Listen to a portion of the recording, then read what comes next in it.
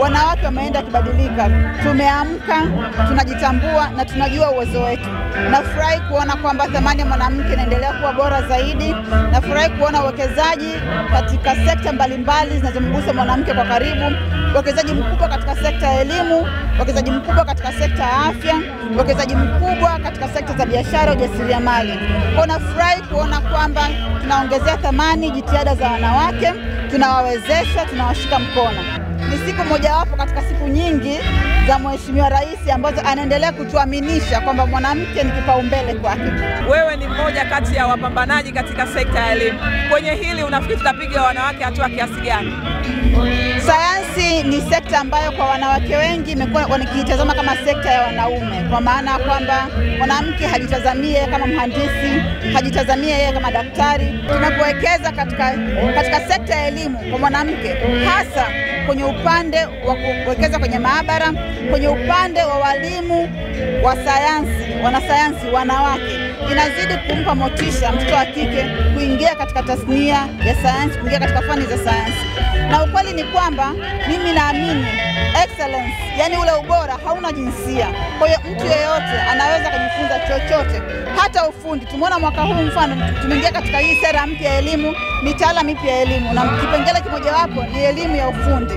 Elimu ya ufundi hivyo pia inapaswa iwekeze kipaumbele kwa watoto wa kike, na wenyewe pia waingie katika michepuo ya ufundi, na wenyewe pia tusikie kuna wanawake wengi ambao ni fundi mchundo, kuna wanawake wengi ambao ni wahandisi. Mimi naamini dhamira Mheshimiwa Rais ni kuona wanawake wanazidi kupiga hatua katika sekta mbalimbali. Kwa hiyo excellence has no gender. Kila sekta inamhusu mwanamke na mwanamke anaweza.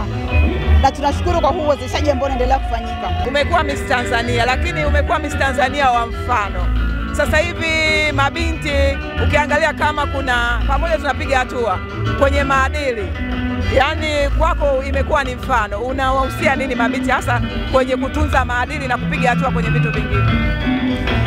Cha kwanza na cha muhimu, ningetamani sana kuona watoto wa kike wakijithamini, wakijitambua. Na ningependa kuona watoto wa kike wakikuza imani zao. Unajua watu wanasema maadili ni tabia au maadili ni mienendo ya kijamii, lakini cha kwanza kabisa ukiwa na hofu ya Mungu, maadili yanakuja. Maadili ni sehemu ya mtu mwenye hofu ya Mungu.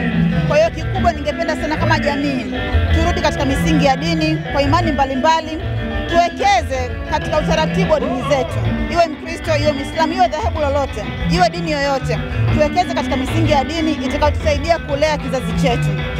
Msingi wa dini ndio tukamfanya mtoto awe na jitihada shuleni, tukamfanya mtoto awe na tabia nzuri, tukamfanya mtoto awe na heshima, tukamfanya mtoto pia atake kufanikiwa katika maisha yake. Dini inatuasa yote hayo. Kwa hiyo mimi naamini msingi wa kwanza sisi kama jamii, kama wazazi, mimi na watoto wawili wakubwa, na ningependa sana watoto wangu na wenyewe wajitambue, wakue, waelewe nafasi yao hapa duniani. Na bila kumshirikisha Mungu sio kitu kirahisi.